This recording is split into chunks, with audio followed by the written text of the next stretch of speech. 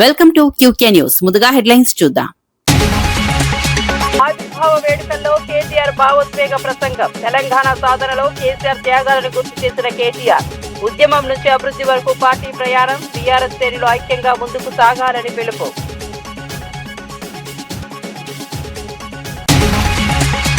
ఎమ్మెల్సీలుగా అజహరుద్దీన్, కోదండరాం ప్రమాణ స్వీకారం. శాసనమండలి చైర్మన్ సమక్షంలో ప్రమాణం చేసిన నేతలు, మంత్రులు. కార్యక్రమంలో పాల్గొన్న సీఎం రేవంత్ సహా పలువురు నేతలు.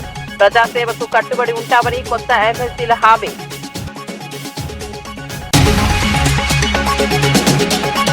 సంచలన వ్యాఖ్యలు చేసిన ఎమ్మెల్యే రాజా సింగ్ కూల్చివేతలపై ఆగ్రహం. బేగం బజార్లో చర్యలపై హైడ్రా అధికారులపై విమర్శలు.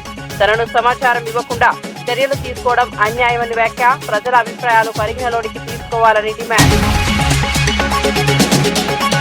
జగన్ పై మంత్రి వాసంశెట్టి సుభాష్ ఘాటు వ్యాఖ్యలు. రాష్ట్రాన్ని 5 ఏళ్లలో నాశనం చేశారని ఆరోపణలు. తప్పుడు ప్రచారాలతో ప్రజలను తప్పుదో పట్టిస్తున్నారని విమర్శ. చంద్రబాబు పాలనలో అభివృద్ధి జరుగుతుందని వ్యాఖ్యలు.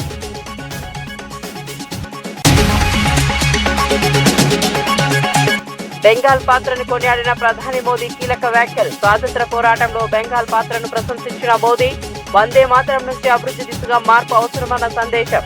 ఉపాధి భద్రతపై ప్రత్యేక దృష్టి సారిస్తామని హామీ.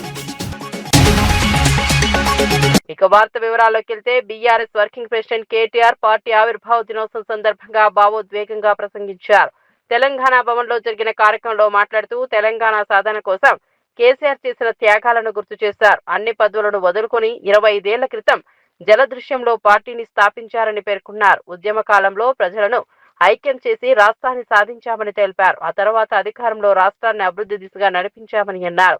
ప్రస్తుతం ప్రతిపక్షంగా ప్రజల గొంతుకుగా నిలుస్తున్నామని స్పష్టం చేశారు. పార్టీ శ్రేణులు ఐక్యంగా ముందుకు సాగాలని పిలుపునిచ్చారు. ఈ ప్రసంగం కార్యకర్తల్లో ఉత్సాహాన్ని నింపింది. బీఆర్ఎస్ భవిష్యత్తు దిశపై కీలక సందేశాలు ఇచ్చారు. తెలంగాణ రాష్ట్రం ఏర్పడితేనే ఒక స్వీయ రాజకీయ శక్తిగా తెలంగాణ ప్రజలు ఎదిగితేనే ఈ ప్రాంత సమస్యలకి చరమగీతం పాడొచ్చు. శాశ్వతంగా ఈ ప్రాంతం గతంలో ఏదైతే సిరి సంపదలతో తొలతూగిందో అట్లా మళ్లీ ఉద్భవించవచ్చు అనే ఆలోచనతో పెద్దలు కేసీఆర్ గారు ఆనాడు 25 వసంతాల కిందట పార్టీని ఏర్పాటు చేసి కొండా లక్ష్మణ్ బాపూజీ గారు ఇచ్చిన ఆశ్రయం జలదృశ్యంలో జెండా ఎత్తిన విషయం మీకు తెలుసు. మరి 25 సంవత్సరాల్లో ఒక అరుదైన చరిత్ర కలిగిన పార్టీ బీఆర్ఎస్ పార్టీ. మొదటి 14 ఏళ్లు తన పోరాటంతో తెలంగాణ ప్రజలను ఐక్యం చేసి తెలంగాణ జాతిని మొత్తంగా ఎక్కడికక్కడ లక్షల సంఖ్యలో సమీకరిస్తూ వారికి తెలంగాణ రాష్ట్ర ఏర్పాటు ఆవశ్యకతను బోధిస్తూ అంబేద్కర్ గారు చెప్పిన విధంగా బోధించు, సమీకరించు, పోరాడు అన్నట్టుగా అడుగడుగున పోరాటాలు చేస్తూ ఢిల్లీ మెడలు వంచిన పార్టీ ఈ గులాబీ జెండా పార్టీ, ఈ బీఆర్ఎస్ పార్టీ. 10 ఏళ్ల పాటు ప్రజలు అధికారం ఇస్తే మరి ఒక బాధ్యతగా భావించి రాష్ట్రం సాధించిన పార్టీకే ప్రజలు బాధ్యతనివ్వడాన్ని ఒక గౌరవంగా భావించి రాష్ట్రాన్ని అగ్రభాగాన 10 ఏళ్ల తన పరిపాలనలో నిలబెట్టిన నాయకుడు మహానాయకుడు కేసీఆర్ గారు. అట్లా నడిపిన పార్టీ బీఆర్ఎస్ పార్టీ. అదేవిధంగా గత 2.5 సంవత్సరాలుగా ఈ దుర్మార్గ అరాచక పాలనకు వ్యతిరేకంగా తెలంగాణలోని కోట్లాది మంది అణగారిన వర్గాల తరపున, అణగారిన ప్రజల తరపున ఇవాళ వారి గొంతుకై నిలుస్తున్నది బీఆర్ఎస్ పార్టీ. ఆనాడు 14 ఏళ్లు ఉద్యమ పార్టీగా, 10 ఏళ్లు హైదరాబాద్ లో ఎమ్మెల్సీలుగా అజహరుద్దీన్, ప్రొఫెసర్ కోదండరాం ప్రమాణ స్వీకారం చేశారు. శాసనమండలి చైర్మన్ గుత్తా సుఖేందర్ రెడ్డి వారితో ప్రమాణం చేయించారు. ఈ కార్యక్రమానికి సీఎం రేవంత్ రెడ్డి, పలువురు మంత్రులు హాజరయ్యారు. గవర్నర్ కోటాలో వీరిని ఎమ్మెల్సీలుగా నియమిస్తూ ప్రభుత్వం ఇటీవల ఉత్తర్వులు జారీ చేసింది. ప్రమాణ స్వీకారంతో వీరి రాజకీయ పాత్ర మరింత కీలకమైంది. ప్రజా సమస్యల పరిష్కారంలో చురుకుగా పనిచేస్తామని హామీ ఇచ్చారు. భారతదేశ సార్వభౌమాధికారాన్ని, సమగ్రతను కాపాడుతానని, నేను స్వీకరించబోయే కర్తవ్యాన్ని శ్రద్ధాశక్తులతో నిర్వహిస్తానని పవిత్ర హృదయంతో ప్రతిజ్ఞ చేస్తున్నాను.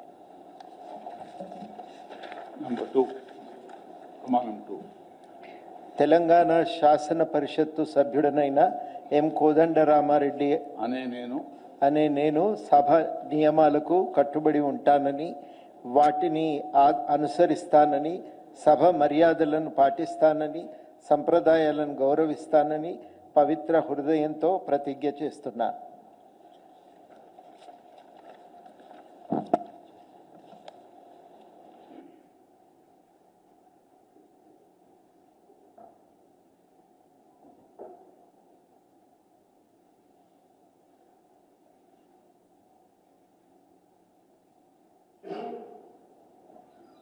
శ్రీ మహమ్మద్ అజీజుద్దీన్ గారు. Muhammad Azizuddin Azharuddin, having been nominated a member of the Legislative Council, do swear in the name of Allah that I will bear true faith and allegiance to the Constitution of India as by law established, that I will uphold the sovereignty and integrity of India, and that I will faithfully discharge the duty upon which I am about to enter. I, Muhammad Azizuddin Azharuddin, member of Telangana Legislative Council, do swear in the name of Allah that I shall abide by and follow the rules, observe the etiquette and respect the conventions of the House.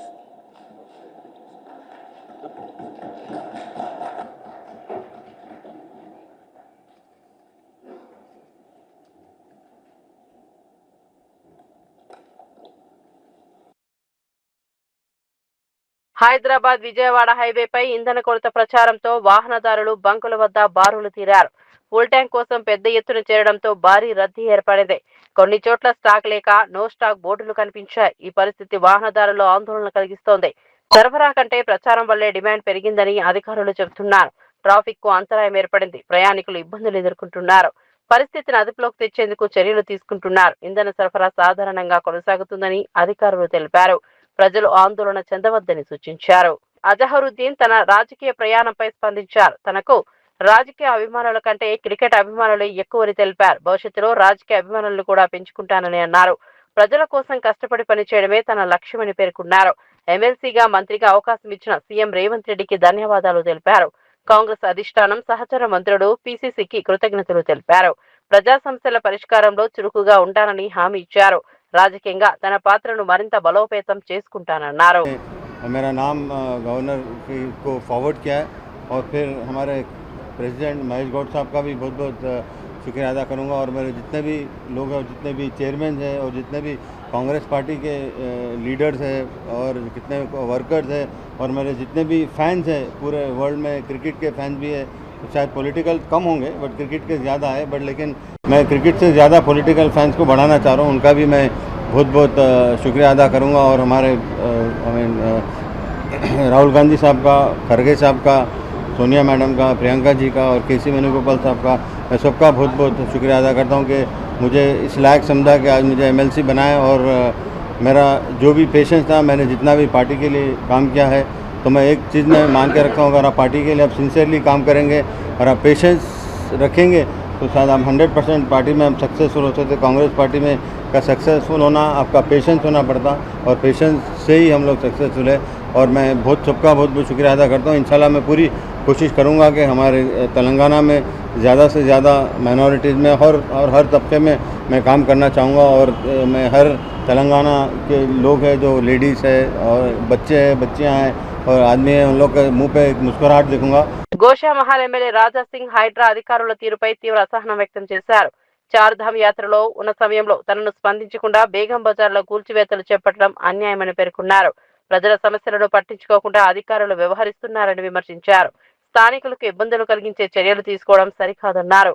ప్రజల అభిప్రాయాలను పరిగణలోనికి తీసుకోవాలని సూచించారు. ఈ ఘటనపై పూర్తి వివరాలు తెలుసుకుంటారని తెలిపారు.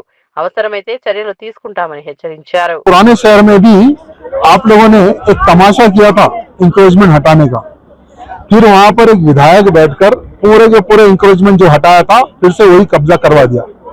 मैं हैदरा के अधिकारियों को, पुलिस के अधिकारियों को पूछा, तुम्हारे में अगर दम है तो इंक्रोचमेंट हटाओ. एमआईएम बोले तो क्या तुम्हें उतना डर है क्या तुम्हारा क्या पेशाब निकल जाता है क्या एमआईएम बोले तो?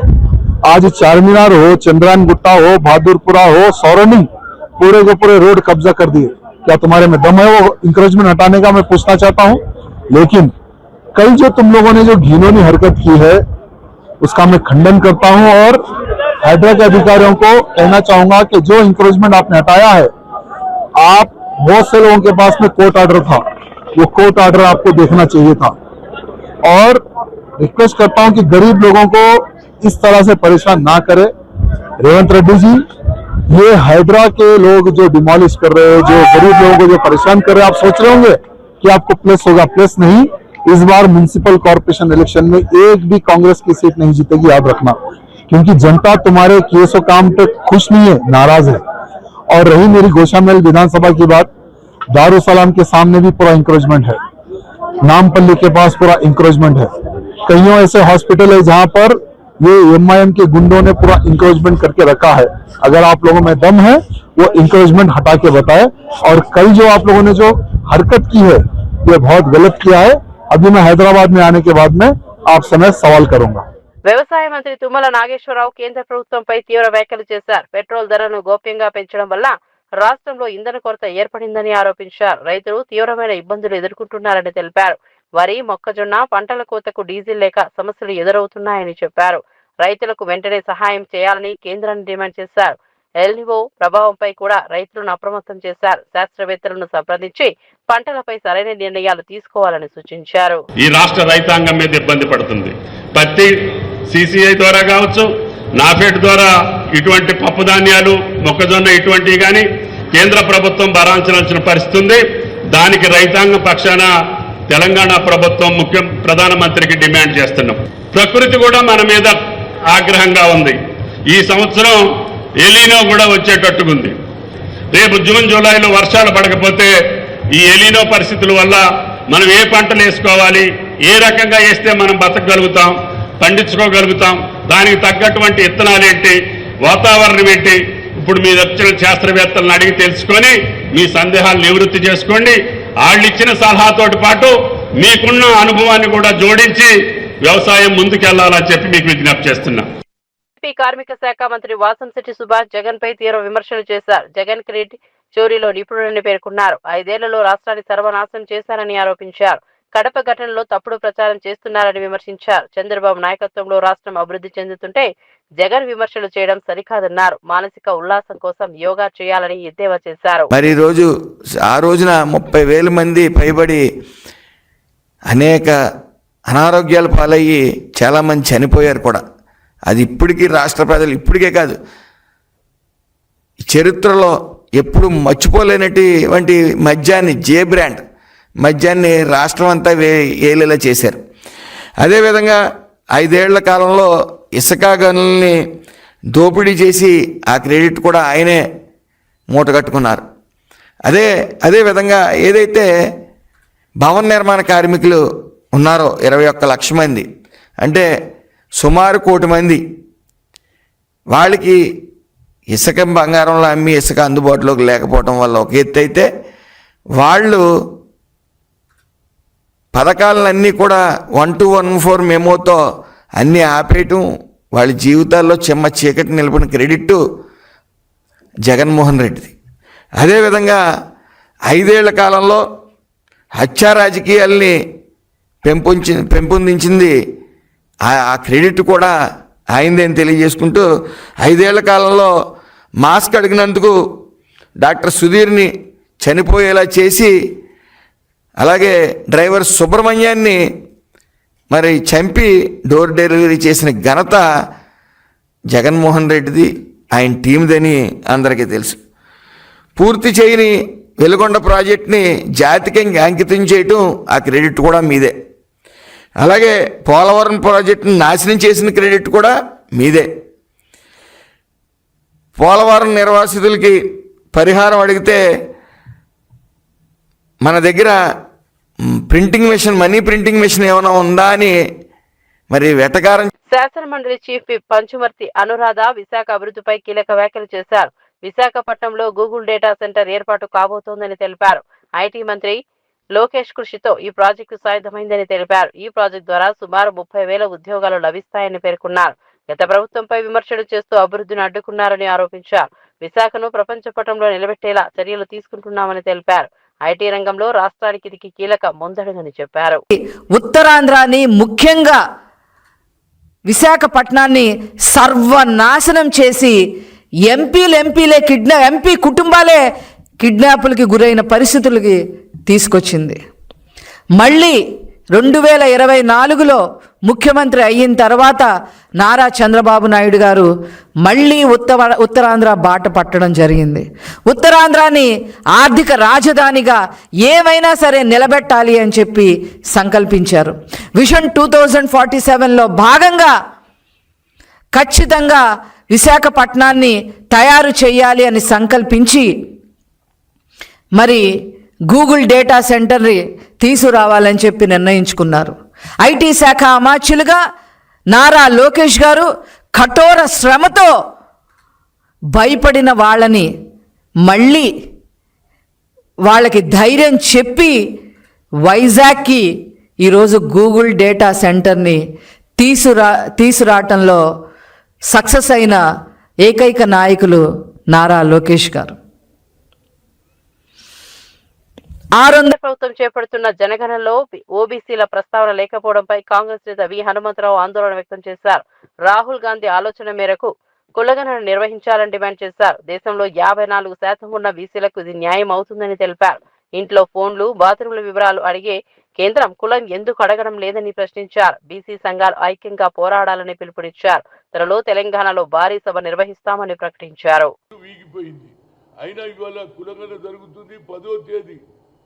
మే 10 లోపల మీ డిజిటల్గా మీ కులాలు చెప్పాలి అంటున్నారు. కులాలు కాదు అట, ఇండ్ల లెక్కనట.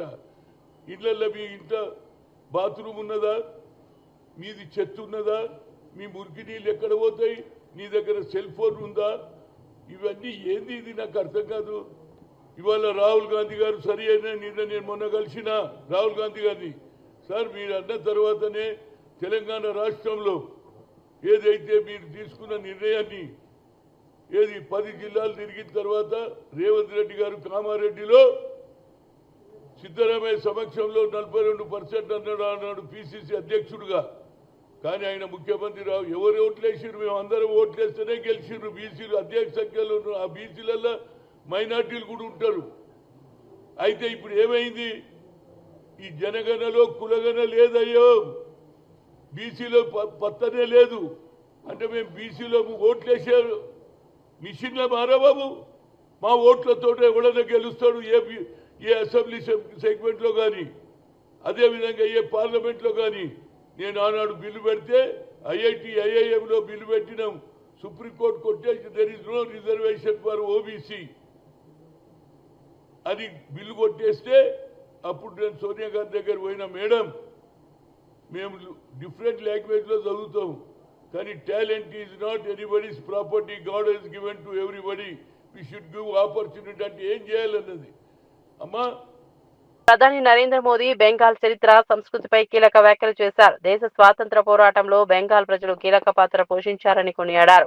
వందే మాతరం గీతం రచనకు 150 సంవత్సరాలు పూర్తవుతున్న సందర్భంగా బెంగాల్లో మరో చారిత్రాత్మక మార్పుకు సిద్ధమవుతోందని తెలిపారు. ఒకప్పుడు వందే మాతరం స్వాతంత్రానికి నినాదమైతే ఇప్పుడు అభివృద్ధికి మార్గదర్శకంగా మారుతుందని పేర్కొన్నారు. సుజలాం సుఫలాం విధానంతో అభివృద్ధి, ఉపాధి అవకాశాలు కల్పిస్తామని హామీ ఇచ్చారు. భద్రతా సంక్షేమంపై కూడా దృష్టి సారిస్తామని అన్నారు. तभी बंगाल भी एक ऐतिहासिक परिवर्तन करने जा रहा है। साथियों, वंदे मातरम गुलामी से मुक्ति का मंत्र बना था। 21वीं सदी में वंदे मातरम को हमें बंगाल के नव निर्माण का मंत्र बनाना है। मैं बंगाल के हर परिवारजन को भरोसा दिलाता हूं, हम सुजलाम सुफलाम को नीति बनाएंगे, सस्य श्यामलाम को रोजगार की प्रेरणा बनाएंगे, मलयज शीतलाम को सुख समृद्धि का स्रोत बनाएंगे और दुर्गा की शक्ति को सुरक्षा और न्याय की 25వ ఆవిర్భావ దినోత్సవ వేడుకలు తెలంగాణ భవన్లో ఘనంగా నిర్వహించారు. పార్టీ అధినేత కేసీఆర్ కార్యక్రమానికి హాజరై పార్టీ జెండాను ఆవిష్కరించారు. కార్యకర్తలు ఆయనకు ఘన స్వాగతం పలికారు. 25 ఏళ్ల రాజకీయ ప్రయాణాన్ని గుర్తు చేసుకుంటూ పార్టీ విజయాలను నాయకులు ప్రస్తావించారు. తెలంగాణ అభివృద్ధిలో కేసీఆర్ కీలక పాత్ర కీలకమని పేర్కొన్నారు. భవిష్యత్ రాజకీయ దిశపై కూడా చర్చలు జరిగాయి. ఈ కార్యక్రమంలో మాజీ మంత్రులు, ఎమ్మెల్యేలు, పార్టీ ముఖ్య నాయకులు పాల్గొన్నారు. బీఆర్ఎస్ శ్రేణుల్లో ఉత్సాహం నెలకొంది. పార్టీ మరింత బలోపేతం దిశగా చర్యలు తీసుకుంటామని తెలిపారు.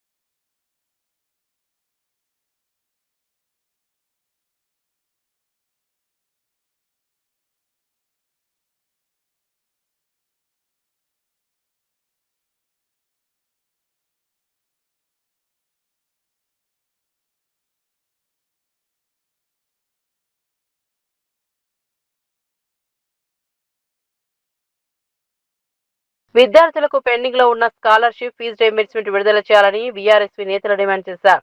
రాష్ట్ర ప్రధాన కార్యదర్శి నాగార్జున ముదిరాజ్ ఆధ్వర్యంలో జిల్లా కలెక్టర్కు వినతి పత్రం అందజేశారు. 3 సంవత్సరాలుగా బకాయిలు పెండింగ్ లో ఉండడంతో విద్యార్థులు ఇబ్బందులు ఎదుర్కొంటున్నారని తెలిపారు. దాదాపు 11,000 కోట్ల రూపాయలు విడుదల కావాల్సి ఉందని పేర్కొన్నారు. ఎస్సీ, ఎస్టీ, బీసీ, మైనార్టీ విద్యార్థులు ఈ పథకాలపై ఆధారపడి చదువుతున్నారని అన్నారు. వెంటనే బకాయిలు విడుదల చేయాలని ప్రభుత్వంపై ఒత్తిడి తీసుకురావాలని డిమాండ్ చేశారు.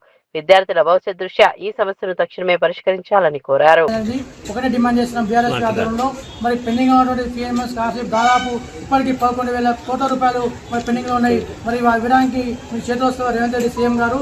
మరి అదిగా కమిషన్ కాంట్రాక్టుల మీద చొరవ కానీ మరి విద్యార్థులు చదువుకున్న స్కాలర్షిప్ పేరు మీద లేదో మరి ముఖ్యంగా మరి మూసీ పేరు మీద 1,50,000 ఇవ్వడానికి మరి ఒక ప్రజాధనాన్ని దుర్వినియోగం చేస్తుంది. కానీ విద్యార్థులు చదువుకున్నటువంటి పేద విద్యార్థులు అభివృద్ధి కోసం నేటి బాగాలేదు ఎప్పుడు బరువులనే విధంగా మరి ఏ విధంగా విద్యార్థులకు ఫీజు స్కాలర్షిప్ ఇవ్వడానికి చేయడం తక్షణమే విడుదల చేయాలని చెప్పి డిమాండ్ చేస్తున్నాం. మరి ముఖ్యంగా మరి ఏదైతే విద్యార్థులను నిరుద్యోగ యువతని మరి ఎలక్షన్ ముందు పాముగా వాడుకొని అధికారంలో వచ్చామంటే రేవంత్ రెడ్డి గారు మరి ఇప్పటి వరకు ఒక ఉద్యోగం ఇవ్వలేదు, విద్యార్థికి ఒక సంక్షేమ పథకం ప్రవేశపెట్టలేదు, ఉద్యోగ విద్యార్థులు చనిపోతారు, వాడి అభివృద్ధి చేయట్లేడు. మరి ఎక్కడ సోయి ఉందంటే ఎక్కడ కమిషన్లు వస్తాయి, మరి ఎక్కడ ప్రజాధనాన్ని దుర్వినియోగం చేయాలని చెప్పేసి దృష్టిని తప్ప కానీ ఎక్కడ కూడా మరి విద్యారంగంపై కుంటిపడే విధంగా కాంగ్రెస్ పార్టీ ప్రభుత్వం ఉంది.